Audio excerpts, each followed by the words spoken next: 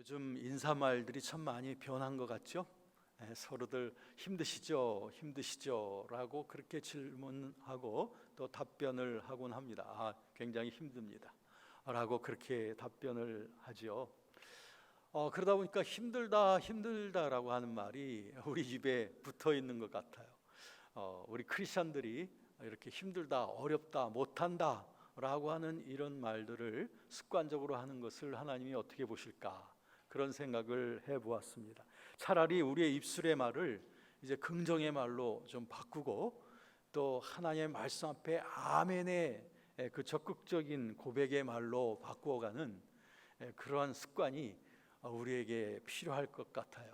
그래서 좀 세상 사람들과는 다른 의식과 그리고 다른 언행을 가지고 살아가는 이 크리스천의 모습을 세상 속에 보여줘야 되겠다, 이런 생각이 되어집니다. 제가 지난달에 드린 말씀 가운데 오늘날 우리들은 코로나 이후의 시대를 어쩔 수 없이 살아가고 있고, 어찌 보면 초융합 시대라고도 하고 제4의 물결 시대라고 하는 이런 시대에 직면하게 되었는데, 이러한 시대를 산다고 해서 우리가 침륜에 빠지거나 낙심하거나 좌절할 이유가 없다라고 하는 것입니다. 저는 이 말을 참 좋아합니다. 최악의 위기가 최고의 기회가 될 수 있다. 여러분 동의하십니까? 네. 다시 한번 말씀드릴게요. 최악의 위기가 최고의 기회가 될 수 있다. 저는 그렇게 믿습니다. 그리고 복음 안에 그 길이 있을 줄로 믿습니다. 왜냐하면 복음은 언제나 굿 뉴스이기 때문에 그렇습니다. 그래서 이 시대를, 이 힘들다고 하는 이 시대를 이끌어갈 수 있는 우리들의 그 경건의 그 태도는 무엇이냐면 바로 하나님의 말씀에 의하여 움직여지고 그리고 성령의 인도하심을 따라 살아가는 삶을 사는 것입니다. 이렇게 살아갈 때 우리들은 세상 사람들과는 다른 그 초월적 능력, 오늘 아침 시간에도 담임 목사님을 통해서 우리가 위의 것을 바라보고 위의 것에 마음을 쏟자라고 하셨는데, 그렇습니다. 이 말씀과 성령에 의한 그 초월적 능력으로 살아가야 될 시대, 바로 이 시대라고 생각을 합니다. 어떤 분들은 이런 말을 하더라고요. 이런 시련의 때를 만났을 때 알곡과 쭉정이가 갈라진다, 뭐 그런 말씀도 하는데, 어떻게 보면 좀 너무 가혹한 말인 것 같기도 해서 그보다는 전 또 이런 식으로 표현하고 싶습니다. 정말 예수의 생명을 갖고 있는 자들에게는 이런 위기와 시련을 만날 때 더 그 생명에 대한 사모함이 나타나고, 그러다 보니까 더 절실해지고 더 진지해지고 더 원론적인 그 순수함을 추구하게 되는 거라고 생각을 합니다. 왜냐하면 내 안에 있는 이 예수의 생명이 나를 이 답답함 속에 그냥 내버려 두질 않는 거예요. 이런 시련 속에서도 우리들은 도약해 나가고 점프할 수 있는 그런 힘이 바로 우리 안에 있는 그 생명이라고 생각합니다. 자, 이러한 초월적인 삶을 살아가는 것이 바로 이 코로나 이후 시대의 우리 크리스천들에게 가능한 일이라고 생각을 하고, 그 능력이 바로 복음의 능력이라고 저는 믿고 있는데, 저는 그러므로 어떻게 하면 우리가 날마다 순간마다 이런 초월적인 능력으로 살아갈 수 있을까? 그 복음을 통해서 어떻게 초월적 능력으로 살아갈 수 있을까를 고민하다가 다음 3가지 단어를 찾게 되었습니다. 그 3가지 핵심 단어는 무엇이냐면 헌신, 십자가, 그리고 성령입니다. 헌신, 십자가, 그리고 성령입니다. 저는 오늘 이 시간 이 3가지 단어가 우리의 크리스천의 삶 속에 주는 그 의미가 얼마나 절대적이고 또 우리를 얼마나 초월적인 능력의 세계로 초대하는지에 대해서 말씀을 드리려고 하는 것입니다. 첫 번째는 헌신이라고 하는 것입니다. 헌신, 뭐죠? 몸을 드린다고 하는 것이 헌신입니다. 성경에서 하나님의 말씀은 우리들에게 하나님 앞에 온전히 헌신된 삶을 살 것에 대하여 성경 전체에서 우리에게 요청을 하고 있습니다. 너희의 몸을 하나님이 기뻐하시는 거룩한 산제사로 드리라 하고 말씀하고 있죠. 여러분, 우리 크리스천의 진정한 삶의 능력은 바로 이 헌신으로부터 나옵니다. 헌신이란 이제 내가 더 이상 나를 위해서 사는 것이 아니라 이제 그리스도를 위한 삶이 시작되었다는 것입니다. 오늘 본문 말씀 로마서 14장 8절이 말씀하기를 내가 살아도 주를 위하여 살고 내가 죽어도 주를 위하여 죽나니 그러므로 내가 사나 죽으나 내가 주의 것이로다. 여러분, 거듭난 이후의 저희들의 삶은 예수 그리스도의 그 십자가와 죽으심의 공로로 말미암아 새롭게 되어진 삶입니다. 그러므로 이제는 우리가 이전에 내가 죄악과 짝하던 그런 삶의 길이 아니라 이제는 나를 구원하시고 나를 위해서 보혈을 흘려주시고 나에게 영원한 생명으로 초청해 주신 그리스도께 나 자신을 드리면서 살아가는 삶이 시작된 것입니다. 그것이 우리의 거듭남의 비밀입니다. 우리의 경건 생활의 모든 능력은 거기에서부터 나오는 것입니다. 저와 여러분들이 날마다 순간마다 나는 내 것이 아니라 주님의 것이다. 오늘 아침부터 그리고 저녁까지 내가 무슨 일을 하든 어딜 가든지 나는 나를 위해서 사는 것이 아니라 주님을 위해서 사는 것이고 내가 소유하고 있는 이 모든 것은 사실은 나의 소유가 아니라 주님의 소유인 것이고 내가 사용하고 있는 시간조차도 나의 시간이 아니라 주님의 시간이고 나의 인생에 목표가 있다면 그것은 나의 목표가 아니라 주님을 향한 목표인 것이고 이렇게 처음부터 마지막까지 내 삶의 모든 밑바닥에서부터 모든 것들이 주님 앞에 드려졌다라고 하는 이런 고백으로서 일관된 그런 순간순간을 살아간다면 우리 두렵지 않습니다. 염려할 것 없습니다. 마태복음 6장 31절부터 34절까지의 말씀 잘 아실 것입니다.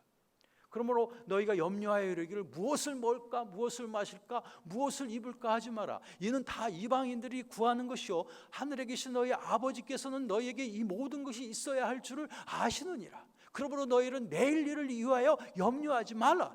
내일 일은 내일이 염려할 것이요 한날의 괴로움은 그날로 족하니라. 여러분, 이 말씀 속에서 보면은 모든 소유와 존재와 시간과 이 모든 나를 둘러싸고 있는 이 모든 것들이 다 주의 것이기 때문에 우리들은 입을 것, 먹을 것, 마실 것 때문에 두려워할 이유가 없다는 것이고 내일 일 때문에 두려워할 이유가 없고 염려할 이유가 없다는 것입니다. 왜? 내 것이 아니니까. 여러분, 여기서부터 시작이 돼야 되는 것입니다. 저는 여러분들에게 이렇게 질문하고 싶습니다. 여러분은 누구의 것입니까? 여러분의 시간은 누구의 것이죠? 여러분의 소유는 누구의 것인가요? 여러분의 내일은 누구의 것인가요? 여기에 대해서 여러분들이 명확하게 그래, 주님의 거야, 주님이시지 라고 여러분들이 답변을 하실 수 있다면 여러분 아무것도 여러분들을 넘어뜨리지 못합니다. 이것이 바로 코로나 이후 시대를 담대하게 그리고 분별력 있게 살아갈 수 있는 그 초월적인 능력의 시작이 바로 이 헌신에서부터 시작이 된다는 거죠. 헌신이란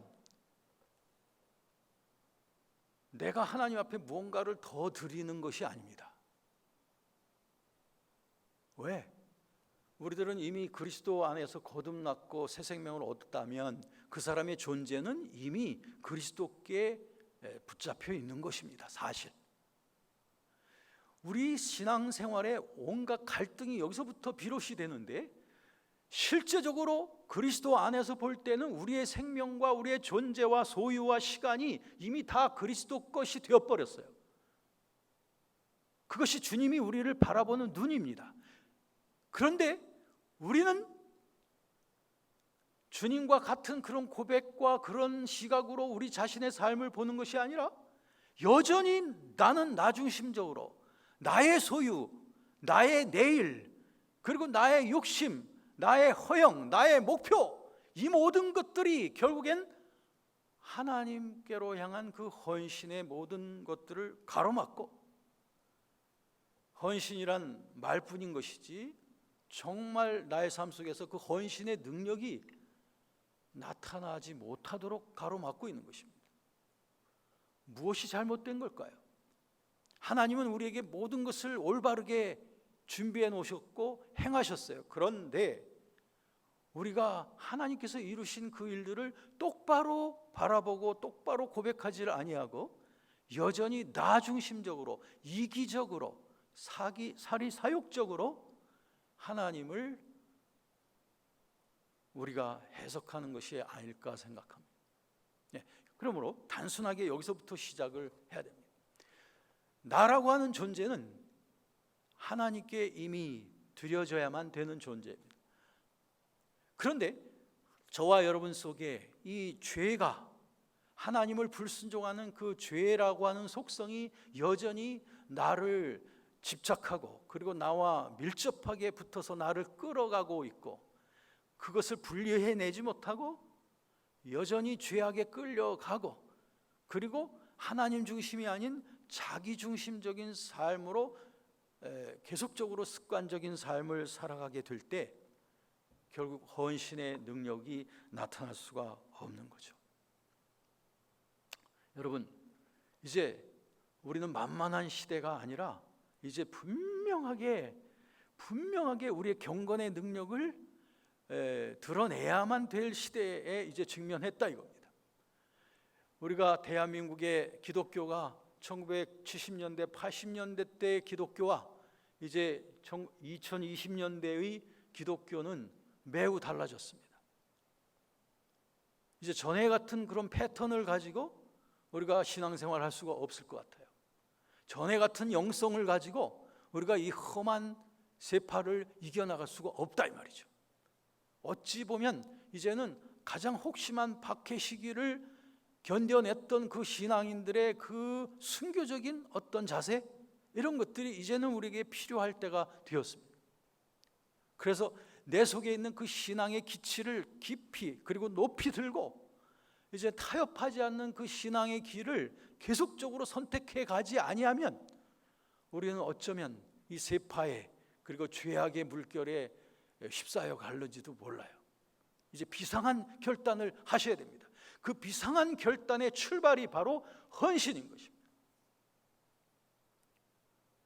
주님이 나를 사셨기 때문에 사신자답게, 팔림바답게 살아가는 것이 헌신입니다. 주님이 나의 모든 것의 주인이시기 때문에 주님을 주인으로서 모시고 살아가는 것이, 그것이 헌신의 시작인 것이죠. 이렇게 되어질 때 우리들은 담대하게 살 수가 있습니다. 이제 두 번째 핵심 단어가 있습니다. 그것은 이제 헌신에서부터 우리의 경건의 능력이 시작이 된다면 우리의 날마다의 삶을 정말 힘있게, 그리고 타협하지 않고 이 진리의 길을 계속 뛰어갈 수 있도록 만들어주는 것은 바로 십자가의 신앙입니다. 이 십자가는 주님께서 지셨던 거고 또 우리에게 본을 보여주신 것이기도 합니다. 예수께서는 우리에게 고난의 본을 먼저 보여주셔서 우리로 하여금 그 고난의 본을 따라오라고 하셨습니다.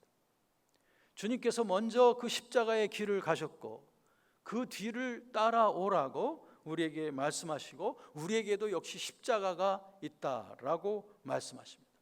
수고하고 무거운 짐진 자들아 다 내게로 오라, 내가 너희를 쉬게 하리라 하고 말씀하시면서 우리에게 멍에를 주셨다는 겁니다. 내 멍에는 쉽고 가벼움이라고 하셨어요. 그 멍에가 뭘까요? 바로 십자가의 멍에인 것입니다. 그러므로 우리가 이 험난한 시대를 살아감에 있어서 무장해야 될 두 번째 핵심 단어가 바로 십자가인 것입니다. 십자가, 우리에게 있는 십자가, 누가복음 9장 23절에 보면 누구든지 자기 자신을 부인하고 자기 십자가를 날마다 지고 나를 따라오라고 말씀하셨습니다. 날마다 지는 십자가입니다. 저와 여러분들이 그리스도의 생명을 받은 자들이라면 저와 여러분들에게도 적당한 십자가를 주님께서 쥐어 주셨어요. 그 십자가의 무게를 느끼셔야 됩니다. 십자가를 지고 가는 자에게는 그 십자가의 무게가 느껴져야 됩니다. 여러분, 저와 여러분들이 안일하고 편안한 삶을 추구한다면 십자가하고는 완전히 거리가 멉니다. 우리는 오히려 그리스도의 제자인 저와 여러분들은 날마다 편안과 안일함을 추구할 것이 아니라 날마다 주님이 주시는 그 십자가의 무게를 느낄 줄 알아야 됩니다. 그 십자가의 무게는 여러 가지 차원에서 느낄 수가 있어요. 환경적에서도, 환경을 통해서도 십자가의 무게들이 느껴져 옵니다. 불편한 삶, 그리고 여러 가지 오늘날 이와 같이 코로나 사태 속에서 아주 모든 직장이라든지 사회적인 그러한 제약들 너무나 많습니다. 그런가 하면 우리의 재정적인 궁핍함이라든지 또 여러 가지 직업상의 문제들, 이런 것들, 또 복음 전하기 힘들고 예배드리기 힘든 이 모든 환경들 속에서 우리들은 십자가를 느끼는 거예요. 불편하죠. 그리고 버겁습니다. 그게 십자가인 것입니다. 그 십자가의 무게를 느낄 때에 그때 피곤하고 낙심하고 좌절하고 그것 때문에 힘들다고 말하지 마시고 십자가의 무게를 느끼는 것을 당연하게 여기셔야 돼요. 그 십자가의 무게는 또한 사람들과의 관계 속에서도 벌어지죠. 우리에게 모든 사람들이 다 내가 다 좋아하는 사람들이 아닐 수도 있어요. 어떤 사람들은 대할 때마다 피곤해지는 사람도 있어요. 어떤 사람들은 한마디를 하면 두 마디 공격을 하는 사람들도 있습니다. 이렇게 대인관계가 참으로 쉬운 일은 아닙니다. 우리 직장 생활도 그렇고 학교 생활도 그렇고 대인관계에 있어서만 원활하다면 그다지 피곤한 일이 별로 없을 것 같아. 어때, 현담? 그렇지. 모든 어려움들이 이 대인관계 속에서 피곤함을 느끼게 될 때가 참 많이 있습니다. 그때 여러분들은 십자가를 생각하셔야 돼요. 아, 십자가구나. 십자가의 무게를 지금 내가 느끼고 있구나 라고 생각을 하시는 겁니다. 또 내 자신 안에서도 십자가의 무게를 느낄 수 있습니다. 내가 여러 가지 것에 두려워한다든지 불안해한다든지 또 죄악의 유혹 때문에 시달린다든지 하나님 앞에 맡기지 못하고 그것 때문에 두려워한다든지 이런 많은 것들이 내 내면 속에서 이렇게 무거움으로 다가오게 되어질 수 있습니다. 그럴 때 십자가를 생각하십시오. 십자가의 무게구나 라고 그렇게 자연스럽게 받아들이셔야 하는 겁니다. 그러면 그 다음 순간 여러분들은 불평이나 낙심이나 좌절 대신 어때요? 와, 십자가를 지고 가야지. 예수님이 지신 십자가하고는 비교도 안 될 만큼 가볍다 라고 하면서 나한테 감당할 수 있을 만한 십자가의 무게만 내게 허락해 주셔서 감사합니다 라고 오히려 감사와 오히려 기쁨과 그리고 주님의 고난에 동참한다고 하는 그런 영광스러움으로써 그 십자가의 무게를 느끼는 겁니다. 그럴 때 우리들은 내 심리적으로 내 마음속에서 불안과 좌절과 낙심으로부터 해방되어집니다. 오히려 감사와 즐거움이 나타나게 되는 것이죠. 이게 바로 십자가인 것입니다. 산상수훈의 그 팔복에도 보면은 마지막에 보면 마태복음 5장 10절부터 12절까지도 보면 예수께서 말씀하시고 나를 위하여 핍박을 받은 자는 복이 있나니 천국이 저희의 것입니다 고 말씀하셨습니다. 주님을 위해서 핍박받는다는 것이 아주 거창한 일이라고 생각하지 마시고요. 선교사님들이 현장에서 순교를 하는 그런 일들 뿐만이 아니라 아주 작은 나날의 삶 속에서 내가 그리스도인으로서 살아가고 있는 그 모든 순간들 속에는 바로 그 십자가가 있다고 하는 것을 여러분들이 꼭 유념하신다면 여러분 이 힘들다고 말하지만 여러분들 그다지 힘들지 않은 견딜만한 그런 삶을 여러분들이 살아가실 수가 있습니다. 이 십자가는 날마다 지는 것입니다.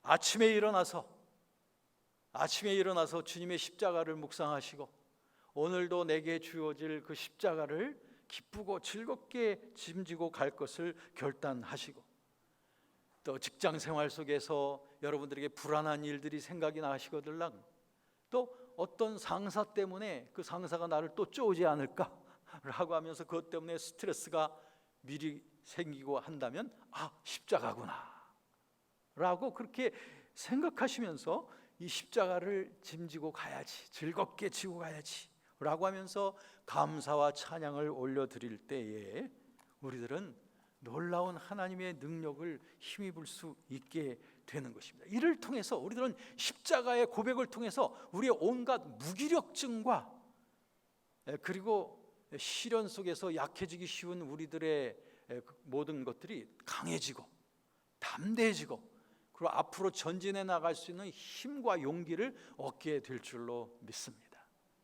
제가 두 가지를 말씀드렸습니다. 첫째는 헌신, 이것이 우리의 출발이라고 말했고, 그 다음에 십자가는 이제 헌신의 그 다짐을 가지고 우리가 동력을 걸고 앞으로 전진해 나가는 거예요.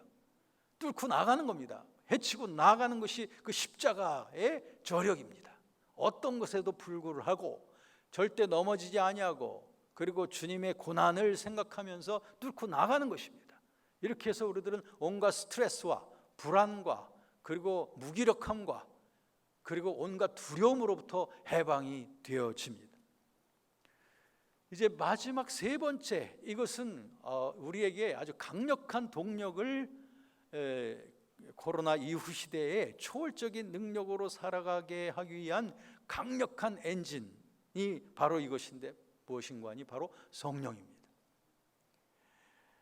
이 성령의 이 동력에 대해서 말씀을 드릴 때 저는 세 가지로 말씀을 드립니다. 이것은 보통 제가 3P 성령론이라고 말하는데, 영어로 하면은 P자로서 대문자가 먼저 시작하기 때문에 제가 3P 성령론이라고 하는데, 이건 뭐냐면 personality and purity and power, 이렇게 세 가지입니다. personality라고 하는 것은 인격성을 말합니다. 그 purity라고 하는 것은 정결, 거룩함을 말합니다. 그 다음에 power, 이건 능력을 말합니다. 즉 성령의 인격성, 그 다음에 성령의 거룩성, 그 다음에는 성령의 능력, 이 세 가지가 우리를 얼마나 날개를 달게끔 해주어서 이 암울한 시대에 우리를 얼마나 더 비상하게 할 수 있는지에 대해서 말씀을 드리겠습니다. 첫 번째는 성령의 인격성입니다. Personality of Holy Spirit, 성령의 인격성입니다. 여러분, 성령이 누구시죠? 성령이란 하나님이십니다. 내 안에 거하시면서 나를 진리 가운데로 인도하시는 하나님이 바로 성령이에요. 성령은 하나님의 영이고 그리스도의 영이십니다. 그런데 성령은 하나님이시기 때문에 내가 아닙니다. 어떤 신학자, 자유주의 신학자들은 어떤 나 자신 속에 신성이 있다고 말하면서 내가 신성을 깊이 추구하다 보면 결국에는 내가 그 하나님이 된다, 하나님과 내가 하나가 되어진다라고 말하는 그런 자유주의 신학자들이 있었습니다. 이것은 잘못된 것입니다. 하나님은 절대 타자입니다. 내가 아닌 것이죠. 하나님은 하나님이고 나는 나인 것입니다. 하나님이 내 안에 오셔서 거처를 만들으셨다고 해서 내가 하나님이 되는 것이 아니고 하나님이 내가 되는 것도 아니다 이거죠. 그걸 구분해야만 됩니다. 자, 그러면 신기하지 않습니까? 하나님이신 그 초월하신 분이 하늘도 만드시고 땅도 만드시고 그리고 모든 것을 다스리시는 그분의 영이 내 안에 오셔서 나하고는 전혀 다른 타자로서 내 안에 거처를 마련하시고 살아가신다는 것이 너무나 신기하지 않습니까? 너무나 이건 놀라운 일이 아닙니까? 그 하나님께 내가 말씀을 드릴 수 있고 또한 그분의 인도하심을 내가 받을 수 있으며 그분의 감동을 받을 수 있고 그분은 나를 진리 가운데로 인도하신다는 사실이 얼마나 신기하고 가슴 벅찬 일이냐 이것이죠. 여러분 안에 하나님이 계시다 이겁니다. 고린도후서 4장 7절 말씀에 있는 대로 우리가 이 질그릇 속에 보배를 지녔으니 이는 능력이 심히 큰 것이 우리에게 있지 아니하고 하나님께 있음을 알게 하려 하심이라. 우리 안에 거하시는 보배 되신 그분이 누구십니까? 바로 성령 하나님이신 것입니다. 이 성령 하나님과의 personality, 인격성으로서 우리 안에 오신 그 성령님과 인격적인 교제로서 살아가는 삶, 이것이 바로 우리 이 암울한 시대, 그리고 이 시련 많다고 하는 이 시대를 살아갈 수 있는 기쁨이고, 그리고 거기에서 능력이 나오는 것이고, 거기서 즐거움이 나오는 것이고, 세상 사람들이 알지 못하는 환희가 거기에 있는 것입니다. 여러분, 세상만 바라보면서, 환경만 바라보면서 살다 보면 그 기쁨을 맛볼 수 없습니다. 그러나 믿음의 눈으로 저와 여러분 속에 거하시는 성령 하나님을 바라보시고 인정하시고 그분과의 대화를 시작하십시오. 그분은 살아계신 분입니다. 그분은 저와 여러분과 교제하기 원하시는 분입니다. 그분과 쉼없이 교제를 하실 수 있습니다. 데살로니가전서 5장 17절에 있는 말씀처럼 쉬지 말고 기도하라고 하신 그분께서 성령님과 우리가 쉬지 않고 교제할 수 있도록 우리 안에 와 계신다, 이 말이죠. 아무리 세상이 칠흑같이 어둡게 변해간다 할지라도 우리에게 여전히 소망이 있고 우리에게 기쁨이 있는 것은 우리 안에 성령 하나님께서 거하시고 그분은 우리와의 친밀한 교제를 즐기기 원하신다는 거예요. 여러분, 이 밤 성령 하나님과의 그 교제가 막혀 계신 분이 계셨다면, 그리고 그분과 소홀하게 관계를 갖고 계셨던 분이 계시다면, 오늘 이 밤부터 마음을 작정하시고 지금 바로 시작하십시오. 그분과의 대화를 시작하시고 그분과의 교제를 시작하십시오. 그러면 그 성령 하나님께서 너무 기뻐서 여러분의 영혼 속에 기쁨의 생수가 흘러 터지도록 할 것입니다. 요한복음 7장 37절부터 39절에 예수님께서 말씀하신 대로 나를 믿는 자는 그 배에서 생수의 강이 흘러 넘치리라 하시니 이는 그들이 받을 성령을 가리켜 말씀하신 것이라 하셨으니, 이와 같은 생수의 강, 기쁨의 생수, 평강의 생수, 능력의 생수의 강이 우리 속에서부터, 뱃속에서부터 흘러 넘치는 이런 놀라운 성령님과의 인격적인 교제의 삶을 다시 시작하시기를 주의 이름으로 축원합니다. 이 기쁨을 통하여 우리는 이길 수 있습니다. 초월적인 삶을 살 수 있습니다. 세상 사람들은 보지 못합니다. 알지 못합니다. 그러나 우리들은 누릴 수 있고 즐길 수 있는 그 놀라운 비결, 우리 안에 거하시는 보배 성령님과의 교제입니다. 할렐루야. 두 번째는 이 성령께서 주시는 퓨리티입니다. 정결함입니다. 거룩함입니다. 사실 이 세대에 이런 코로나 바이러스로 인한 그런 문제가 발생하고 사회적인 제약들, 사회적 거리 두기며 여러 가지 전에 경험해 보지 못했던 많은 일들, 많은 제약, 그리고 많은 캠페인, 많은 규칙들이 생겨나가고 있습니다. 그럼에도 불구하고 이런 것들이 한계가 있는 것을 우리들이 늘 생각을 하게 됩니다. 근본적으로 우리가 여기에 대한 해결이 어디서부터 시작이 되어야 될까? 그것은 우리 속에서의 그런 정욕의 문제, 유혹의 문제, 죄악의 문제, 이런 부분들이 정결케 되어지고 해결이 되어지는 그런 세상, 그런 좋은 소식들이, 이것이 오늘날 이 세대를 참으로 맑힐 수 있는 근본적인 해결 방안이라고 생각을 합니다. 여러분, 윤리, 도덕, 캠페인, 규칙, 법규 다 필요합니다만, 그러나 더욱더 근본적으로 우리들은 그와 같은 내면적 거룩성의 초대가 참으로 필요한 거라고 생각하는데, 그것을 이루시는 분이 바로 성령이십니다. 오죽하면 성령을 성령, 거룩할 성자를 붙였겠습니까? 그분은 거룩하신 분이시고 그분이 오셔서 우리 안에서 하시는 일이 거룩하게 만드는 일입니다. 에스겔서 36장 26절부터 27절까지도 보면은 거기에서 우리에게 맑은 물로 우리를 씻겨주시고 우리 마음속에 새 마음을 창조하신다 했고, 시편 51편 오늘 아침에 우리가 같이 함께 은혜 받은 말씀 속에 보면 거기에 정직한 영을 새롭게 하고 새로운 영을 창조하신다고 하지 않았겠습니까? 그렇습니다. 그분의 영이 바로 성령이신 것입니다. 우리가 성령님과 동행하며 그분 안에서 살아갈 때에 우리들은 성령 안에서 그리스도와 연합이 되어짐으로 말미암아 갈라디아서 5장 24절에 있는 말씀처럼 그리스도 예수의 사람들은 모든 육체와 함께 정과 욕심을 십자가에 못 박았느니라 라고 하는 그 고백을 우리가 실천하고 고백하고 믿고 외치면서 나아갈 때 우리들은 실제적으로 유혹을 이기며 죄악을 멀리할 수 있는 그런 거룩한 길로 우리들은 나아가게 되는 것입니다. 이와 같은 진리가 어떤 분들에게는 여전히 생소한 것 같아요. 주님께서 우리를 위해서 만들어주신 놀라운 거룩함의 근거가 어떤 분들에게는 여전히 마치 바람 잡는 것 같은, 주님이 그렇다고 하셨지만 나는 여전히 죄악과 세상과 정욕에 매여 살 수밖에 없다라고 고백하면서 살아가시는 분들이 계시다 이 말이죠. 그렇지 않아야 됩니다. 그러지 말아야 됩니다. 왜? 주님께서 사실적으로 이 일을 이루셨지 않습니까? 그렇다면 그 이루신 바를 우리가 믿고 고백을 해야 될 거 아닙니까? 그게 믿음 아니겠습니까? 믿음이란 분명한 사실에 근거하여 믿는 것이 믿음입니다. 믿어지지도 않는 것을 믿습니다라고 한다고 해서 믿음이 아닌 것이죠.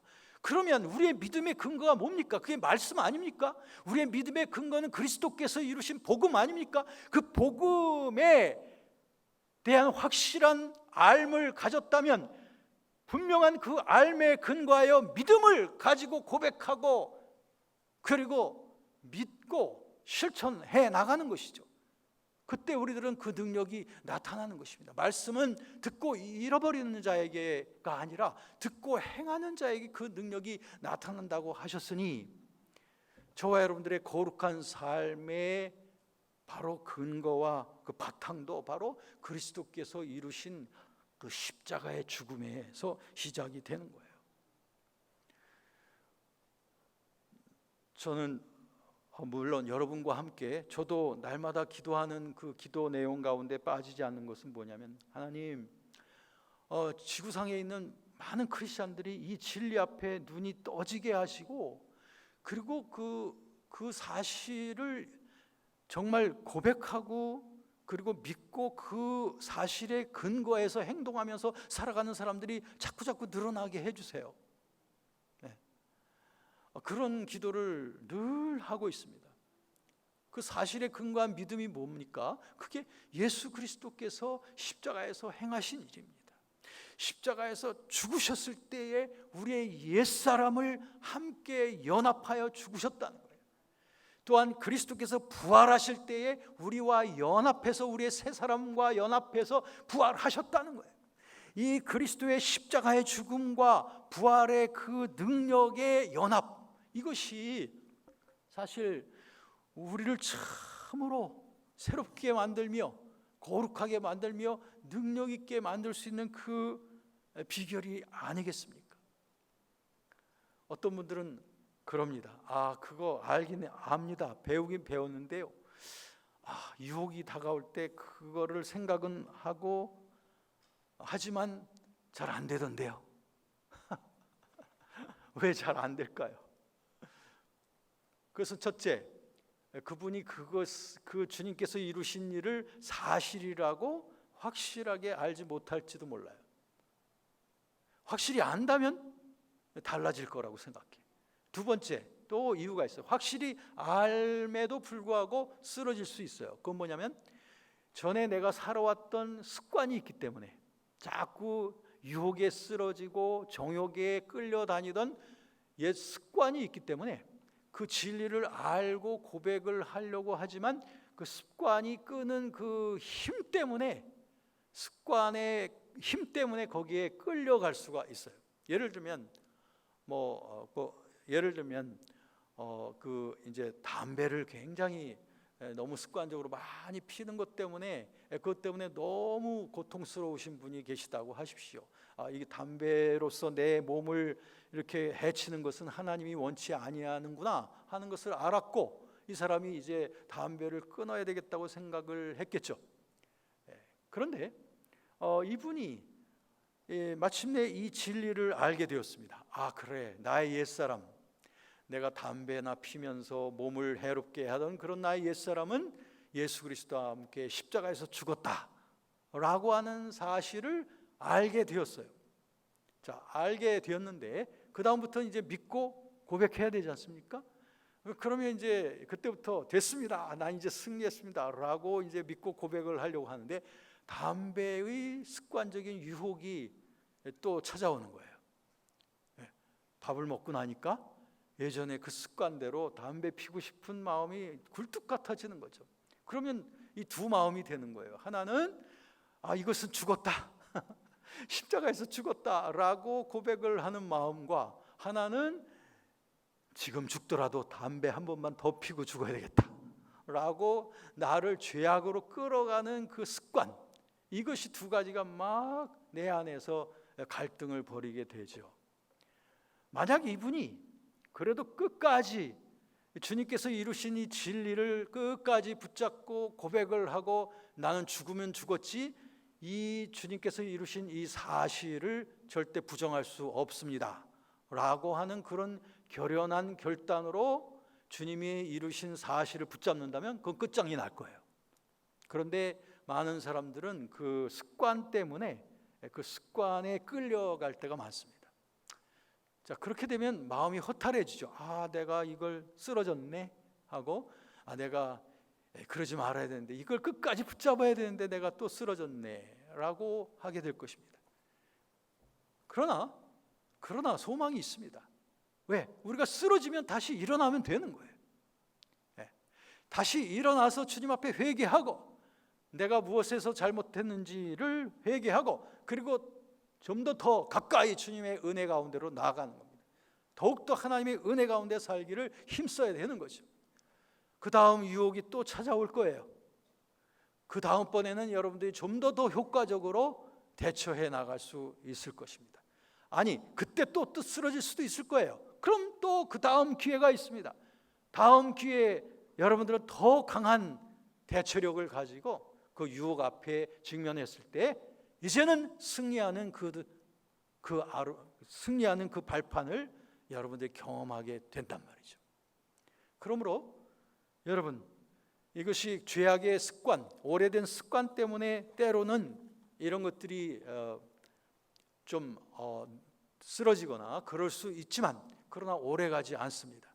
이 진리에 끝까지 내가 발판을 디디고 그리고서 그 고백 속에서 살아가기를 다짐한 사람에게는 이런 것들이 결국엔 문제가 되지 않을 거예요. 세 번째는 뭐냐면 성령의 능력입니다. The power인 것입니다. 못한다, 나는 할 수 없다, 안 될 거야 라고 하는 그런 말은 사실 우리 크리스천들에게는 잘 어울리지 않는 그런 단어입니다. 그 대신 우리들은 하나님이 주시는 능력, 성령을 통해서 주시는 그 능력입니다. 디모데 후서 1장 7절에 보면은 하나님이 우리에게 주신 마음은 두려워하는 마음이 아니라 능력과 사랑과 근신의 마음이다 라고 했습니다. 두려워하는 마음을 우리에게 주시지 않는다라고 하는 거죠. 그 대신 하나님께서는 우리에게 능력의 마음을 주시는 것입니다. 사도 바울처럼 나도 그리스도 안에서 모든 것을 할 수 있다라고 하는 그러한 능력을 고백할 수 있게 되는 거죠. 이것이 바로 성령의 능력입니다. 왜? 성령의 능력은 무엇이든지 할 수 있는 능력입니다. 그러나 여러분의 마음대로 하는 것이 아니라 하나님의 마음과 뜻을 살펴서 하는 거죠. 하나님의 뜻이라면, 하나님의 인도하심이라면 우리들은 무엇이든지 할 수 있는 세계에 우리가 초청받아 있다는 거예요. 고린도후서 12장 9절에 그러므로 내가 자랑할 것이 있습니다. 그것은 내 연약한 것을 자랑하는 것입니다. 내가 연약할 그때 그리스도의 능력이 강해지기 때문에 내가 할 수 없지만 주님은 할 수 있다라고 하는 그 고백, 이 고백이 우리 하나님을 영화롭게 하는 고백인 것입니다. 여러분, 저와 여러분들은 이 하나님의 무한대한 능력 속에서 살고 있는 자들입니다. 이 놀라운 부여와 능력의 세계 속에 살고 있는 자들입니다. 그러므로 이 성령의 능력 안에서 주님이 원하시는 모든 것을 주님이 주시는 능력과 지혜로서 살아갈 수 있는 거예요. 여러분, 아까 제가 초두에 말씀드렸죠. 최악의 위기가 최대의 기회가 될 수 있다. 바로 우리 크리스천들에게 그 말이 해당되는 것입니다. 오늘 우리는 코로나 이후 시대를 어떻게 하면 초월적인 능력으로 살아갈 수 있는지에 대해서 복음적인 처방을 우리 같이 나눴습니다. 복음으로 살아가는 자, 즉 하나님의 말씀에 의하여 성령의 인도하심을 따라 살아가는 자에게는 그 초월적인 삶의 지혜가 있고 능력이 따르게 되는 거죠. 그 세 가지가 바로 헌신, 십자가, 성령. 누구든지 나는 이미 그리스도께 바쳐진 헌신된 자다 라고 외치며 살아갈 때 우리는 이 혼돈과 방황의 시대에 명확한 분별력을 가지고 적극적으로 담대하게 살아갈 수 있는 힘을 얻게 됩니다. 그리고 나는 날마다 주님의 십자가의 고난을 기쁘게 짐지고 갈 거야 라고 외치며 살아가게 될 때 우리는 어떠한 유혹도 물리치며 죄악도 이겨내는 그렇게 거룩한 삶으로 우리는 성장해 가게 됩니다. 그리고 내 안에 살아계신 성령 하나님이 계시다 라고 외치면서 살아가면서 그분과의 교제의 삶을 즐길 때 우리는 온갖 무기력과 시련의 풍파를 헤치고 성령과의 인격적인 교제와 그분이 주시는 거룩함과 능력에 힘입으면서 삶을 멋지게 살아갈 수 있습니다. 여러분, 최대의 기회를 만나신 여러분, 이제 주님께 헌신된 그 담대함으로 여러분에게 다가오는 모든 것들을 다 짓밟으시고 그리고 다 뚫어 나가시고 그리고 십자가의 그 다부진 정신을 가지고 어떤 시련이 다가온다 할지라도 그 시련이 나에게 오히려 유익이 될 것으로 믿고 뚫고 나가십시오.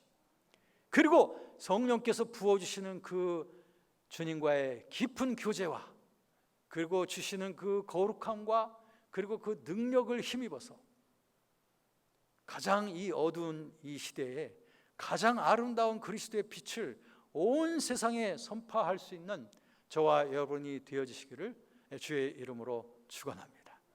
우리 함께 우리 축도하기 전에 함께 좀 기도했으면 좋겠습니다. 이 세 가지 단어를 좀 마음에 떠올리면서 새로운 다짐의 시간으로 이 시간 좀 갖도록 하겠습니다. 헌신, 십자가, 성령, 이것이 나의 친구가 되게 하십시오. 이 시간 한 1, 2분 동안 다 같이 통성으로 기도하겠습니다.